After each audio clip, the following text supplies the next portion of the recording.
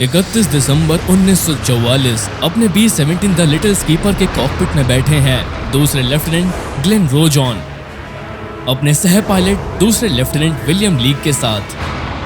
वो जर्मनी पहुंच रहे हैं हैम्बर्ग की तेल रिफाइनरी को तबाह करने। सीधे उनके नीचे तोपें फटती हैं और नर्क टूट पड़ता है। आदमी देखते हैं कि उनके सामने लक्ष्य एरिया में एक के बाद एक B-17 आसमान से गिराए जा रहे हैं। गोलाबारी घनी होते ही रोजॉन धुएं का एक निशान देखता है गोदाम के ऊपर। यही बम गिराने का इशारा है। अब तक उड़ रहे रोजॉन के B-17 अपने बॉम्ब बे दरवाजे खोलते हैं। गोलाबारी ऐसी बर्बरता से बढ़ती है जो पायलटों ने कभी नहीं देखी। लीड स्क्वाड्रन का B-17 फुल्स रशियन गोलाबारी से बीचों बीच टकराता है। वो दाएं ओर घूमता है और सीधा दूसरे B-17 क्रैम्स्ट्रैम्स में जा घुसता है। दोनों विमान टकराते हैं और क्रैम्स्ट्रैम्स दो टुकड़ों में कट जाता है। दोनों विमान आसमान से गिरते हैं। रोजॉन और लीक अपनी आंखों पर यकीन नहीं करते। वो सोचते हैं सब खत्म, पर कमाल है कि दोनों विमानों से 3-3 क्रू सदस्य बाहर निकलते हैं, अपने पैराशूट खोलने में सफल हो जाते हैं। 3, 4, 6 पैराशूट दिख रहे हैं। रोजॉन झटके को पीछे छोड़ता है और बम्बार्डियर सार्जेंट जेम्स शर्ली को रेडियो पर बुलाता है। बम गिराने की पुष्टि करना।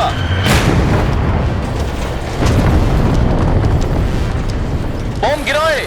B-17 के विशाल बॉम्बे दरवाजों से 500 पाउंडर बमों की धार गिरती है जो जमीन की ओर बढ़ते हैं। द लिटिल स्कीपर पर बॉल बुर्ज गनर देखता है कि बम लक्ष्य पर गिर रहे हैं।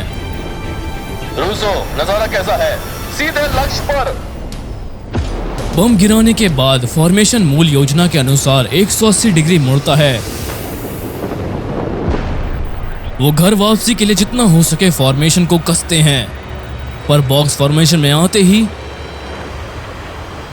करीब 50 जर्मन रक्षक पूरी रफ्तार से अमेरिकियों को रोकने दौड़ते हैं। सबसे पहले पहुंचते हैं जेट प्रोपेल्ड Me-262। एक चीखता हुआ अमेरिकियों के पार निकलता है, लाइन के बीच अपनी MK-108 तोपें चलाते हुए। आखिर ये क्या था? क्या बला है? मेसेरश्मिट नीचे की ओर बढ़ता है और चौड़े चक्कर में निकलता है। उसकी धुंधली लकीरें सूरज में चमकती हैं। वो बेहद तेज है और निशान लगा पाने से पहले ही वो गायब हो जाता है। फिर BF-109 फॉर्मेशन को चीरते हुए सामने से हमला करते हैं और FW-190 मक्खियों की तरह भिनभिनाते हैं। रोजॉन की दाईं ओर फेथफुल फॉरएवर थोड़ा पीछे है और पहले ही गोलाबारी से नुकसान झेल चुका है और उस पर फिर वार होता है। उसका पायलट दूसरा लेफ्टिनेंट लियो रॉस रेडियो पर आता है। फेथफुल फॉरएवर नीचे जा रहा है। रॉस किसी तरह अपने विमान को 5000 फीट तक सीधा और संतुलित लाता है, नुकसान में भी, और क्रू कूदकर बच निकलता है। 6 o'clock। मुख्य फॉर्मेशन के साथ सारी उम्मीदें टूट चुकी हैं और जर्मन बुरी तरह बिखरी फॉर्मेशन पर तबाही मचा रहे हैं। बड़ा ग्रुप 8 बजे की दिशा पर। फिर अमेरिकी P-51 का शानदार नजारा सामने आता है। मदद आ गई। ये लड़ाकू सपोर्ट आ है। गया। हे भगवान, शुक्र जर्मन है। अवरोधक आसान शिकार ढूंढते हैं और तुरंत मुड़कर भाग जाते हैं। अमेरिकी P-51 ये जानकर कि जर्मन जा चुके हैं, लाइन में आगे मौजूद दूसरे B-17 की रक्षा के लिए रवाना होते हैं। P-51 आगे के विमानों की रक्षा के लिए जा रहे हैं। लड़कों, आंखें खुली रखना। रोजॉन और उसकी बची फॉर्मेशन अकेले ही उड़ते हैं। हम लगभग समुद्र के ऊपर हैं। सब लोग संभल कर। वो हैम्बर्ग के उत्तर पश्चिम में जर्मनी के तट की ओर बढ़ते हैं और वो गोलाबारी की शुरुआत फिर से देख सकते हैं। वो एक बार फिर गोलाबारी से जूझते हैं, लेकिन जल्द ही समुद्र के ऊपर पहुंच जाते हैं। वो धीरे बढ़ रहे हैं, लेकिन शायद घर तक पहुंच जाएं। अब हलचल इतनी ज्यादा है कि B-17 फॉर्मेशन में टिक नहीं पा रहे। फिर इंटरकॉम पर फोन आता है जिसका सबको डर था। दुश्मन 11 की दिशा में। फिर एक और दुश्मन 1 की ऊंचाई पर। जर्मन लड़ाकों की एक और लहर जो ब्रेमेन और ओल्डेनबर्ग ठिकानों से उड़ी थी, ढीले पड़ चुके फॉर्मेशन को समुद्र के ऊपर रोकने आ धमकती है। तेज हलचल और जद्दोजहद में B-17 एक दूसरे से सटे रहने की कोशिश में है, पर एक के बाद एक विमान जा रहे हैं। 1 बजे ऊपर। फॉर्मेशन में और भी खाली जगह बनती है जब B-17 दूर होते हैं। उनके इंजन से तेल और आग निकल रही है। इन खाली जगहों का जर्मन लड़ाकू फायदा उठा सकते हैं। दुश्मन 6 की दिशा में। सामने से आता BF-109 गोलियां बरसाता है 9 लाइफ पर रोजॉन के फॉर्मेशन का मुख्य विमान। गोलियां कॉकपिट छलनी करती हैं और दोनों पायलट तुरंत मर जाते हैं। लेकिन सारे इंजन चलते रहते हैं और बाकी दल लड़ाई जारी रखता है, बिना जाने कि आगे कोई जिंदा नहीं है। द लिटिल स्कीपर पर रोजॉन तुरंत खाली जगह भरने की सोचता है, फॉर्मेशन को साथ रखने की कोशिश में। रोजॉन द लिटिल स्कीपर को धीरे से जगह पर लाता है, एक हाथ कॉलम पर, दूसरा पीछे करने को तैयार। वो 9 लाइफ को ढूंढ रहा है, लेकिन मुख्य विमान कहीं दिख नहीं रहा। पायलट से क्रू, किसी ने मैकनैब को देखा? 9 लाइफ कहाँ गया? उसे पता नहीं कि पायलट मैकनैब और वॉन अपने कॉकपिट सीटों पर निढाल पड़े हैं। 9 लाइफ सीधा है लेकिन संतुलित नहीं। उसके दोनों मुर्दा पायलट कॉलम खींचे हुए हैं और B-17 थोड़ा ऊपर दिशा में बढ़ रहा है। पास एक B-17 में लेफ्टिनेंट ईथन पोर्टर देखता है कि दोनों विमान पास आते जा रहे हैं। वो टकराने वाले हैं। वो तुरंत रेडियो पर आते हैं पायलटों को चेतावनी देने। मैकनैब, देखो तुम टकराने वाले हो। पर अब देर हो चुकी है। 12:44 पर रोजॉन और लीक अचानक झटके से ऊपर की ओर उछलते हैं, जिससे रोजॉन का हाथ थ्रोटल लीवर से छूट जाता है। लीक के घुटने कॉलम से टकराते हैं। हे भगवान, ये क्या था? पायलट से दल, अभी क्या हुआ? लीक और रोजॉन हाइड्रोलिक और उपकरण जांचते हैं। सिस्टम चल रहा है लेकिन वो विमान से नियंत्रण खो रहे हैं। हे राम, तुम इस पर यकीन नहीं करोगे। रोजॉन पीछे बाईं ओर देखता है और विश्वास नहीं कर पाता। हम दूसरे विमान पर सवार हैं।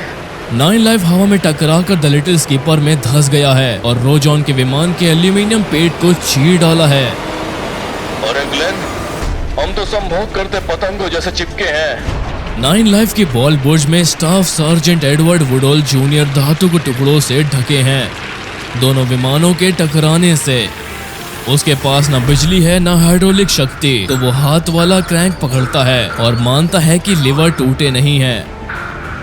धीरे धीरे तोपें सीधा नीचे की ओर झुकती हैं और वो पीछे की ओर रेंग कर बुर्ज से निकलकर धड़ में पहुंच जाता है।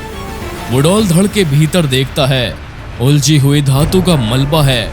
उसे पता है द लिटिल स्कीपर का बॉल बुर्ज गनर कॉर्पोरल जो रूसो के पास अब कोई उम्मीद नहीं है।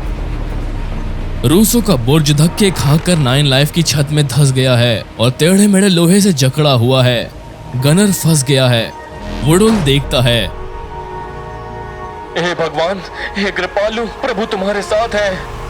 धन्य हो। द लिटिल स्कीपर का दल जो अभी भी गनर से इंटरकॉम पर जुड़ा है, रूसो की हल्की होती प्रार्थनाएं सुन सकता है। और तुम्हारे गर्भ का फल धन्य है यीशु। बिल लीक अपने बॉल बुर्ज गनर की आवाज सुनकर भीतर तक हिल जाता है।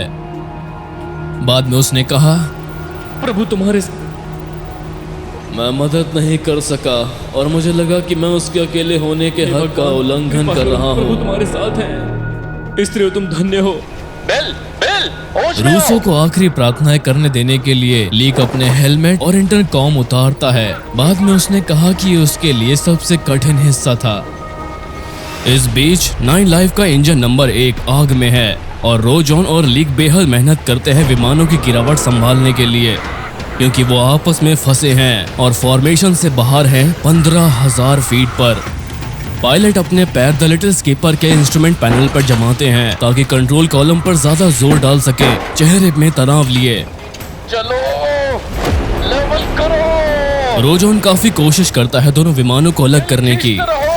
वो द लिटिल स्कीपर के रेडियल इंजन चलाता है, विमानों को झटकने की कोशिश करता है, पर कोई फायदा नहीं। आग हमारे पंख पर फैलेगी। इंजन बंद करते हैं, मोड़ने की कोशिश करते हैं। बिल, रोजॉन जानता है समुद्र में टकराना मतलब पक्का मौत और क्रू को बचाने के लिए उसे अपना विमान जमीन पर लाना होगा। हमें कूदने के लिए जमीन पर पहुंचना है। उसे नहीं पता वो 2 विमान चला भी पाएगा या नहीं, ठीक है, पर कोशिश करनी होगी। द लिटिल स्कीपर के इंजन धीमे किए जाते हैं।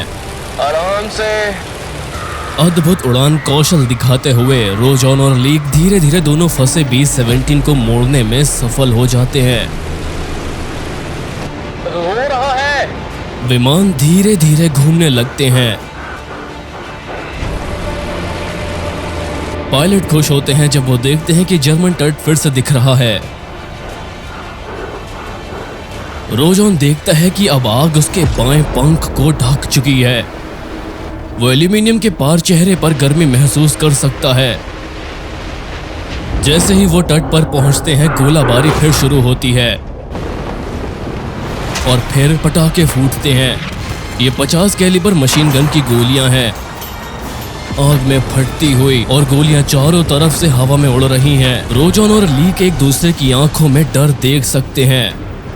क्षितिज पास आ रहा है और रोजॉन इंटरकॉम पर आता है। हम लगभग जमीन के ऊपर हैं। कूदने के लिए तैयार हो जाओ क्रू। पिछले दरवाजे से कूदना होगा। वो दरवाजा आग की लपटों के रास्ते में है जो मरोड़ी हुई है 9 लाइफ और द लिटिल स्कीपर के ऊपर, पर कोई और चारा नहीं है। पीछे की ओर 3 क्रूमैन एल्किन, नोए हाउस और लिटिल रूसो को छुड़ाने की कोशिश में हैं। वो अब भी उसे पूछा करते सुन सकते हैं। तीनों पूरी ताकत से कोशिश करते हैं पर बॉल बुर्ज पूरी तरह फंसा है। एल्किन ने बाद में कहा, वो हिल नहीं रहा था। इस बहादुर आदमी के लिए बचने का कोई रास्ता नहीं था। हे भगवान, सबके स्वामी, आप ये पर कृपा करो अब इस मृत्यु की घड़ी में। आमीन। हे भगवान, कृपा करो। समय खत्म। क्रू कूदने के लिए बढ़ता है और रूसो की ओर आखिरी नजर डालकर वो लपटों के बीच से कूद जाते हैं। जमीन पर उत्तरी सागर के तटीय द्वीप वैंगरूगा के जर्मन बैटरी गनर अपनी आंखों पर भरोसा नहीं कर पा रहे। ये 8 इंजन का डबल बॉम्बर जमीन की ओर गिर रहा है। एक वेयरमैट कप्तान ऊपर देखता है और समझ जाता है कि ये बॉम्बर बर्बाद हो चुका है और गोली चलाने की जरूरत नहीं। हमला बंद करो, बेचारे अब बचने की उम्मीद नहीं रखते। टकराव में कुछ मिनट बाकी हैं। रोजॉन जानता है ये लीक का आखिरी मौका है कूदने का। बिल, तुम्हें कूदना होगा, जाओ अभी। लीक रोजॉन का आदेश ना मानते हुए अभी भी कॉकपिट में है। वो जानता है रोजॉन अकेले विमान नहीं संभाल सकता। लीक की अतिरिक्त ताकत के बिना दोनों विमान चक्कर काटेंगे और रोजॉन कूद भी नहीं पाएगा। बिल, मैं यही हूँ ग्लेन। रूसो अपने बॉल बुर्ज में 9 लाइफ के धड़ में कैद, शायद दया से जमीन को पास आते नहीं देख पाया। जमीन तेजी से उनकी ओर बढ़ रही है। सीधा रखो। पायलट प्रार्थनाएं चिल्लाते हैं जैसे जमीन उनकी आंखों में आती है। हमें परीक्षा में मत डालो, हमें बुराई से बचा लो। 9 लाइफ टकरा कर फटता है और बिखरता है और द लिटिल स्कीपर के ऊपर उछलता है जैसे कोई खंबे पर एथलीट। स्कीपर फिर हवा में आता है, फिर पेट के बल जमीन पर गिरता है और उसका बायां पंख लकड़ी की इमारत को चीरता है जिसमें धड़ टूट जाता है और विमान का अगला हिस्सा आगे ढकेलता हुआ आखिरकार रुकता है। खामोशी है। अविश्वास में दोनों पायलट एक दूसरे को देखते हैं। वो दोनों जिंदा हैं। किसी को भी गंभीर चोट नहीं आई, बस कुछ खरोचे हैं। लीक कॉकपिट के पीछे एक बड़े छेद से रेंगकर बाहर आता है। दिन की रोशनी में खड़ा होकर वो अपनी जेब टटोलता है एक कमाई हुई सिगरेट के लिए।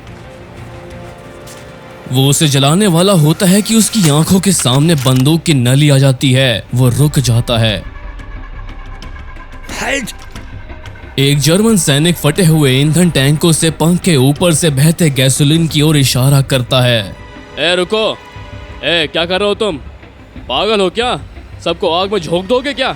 रोजॉन और लीक की उड़ान क्षमता और दोनों विमानों को जमीन की ओर मोड़ने की उनकी कोशिश की बदौलत द लिटिल स्कीपर से 6 क्रू सदस्य और 9 लाइफ से 4 क्रू सदस्य बच गए।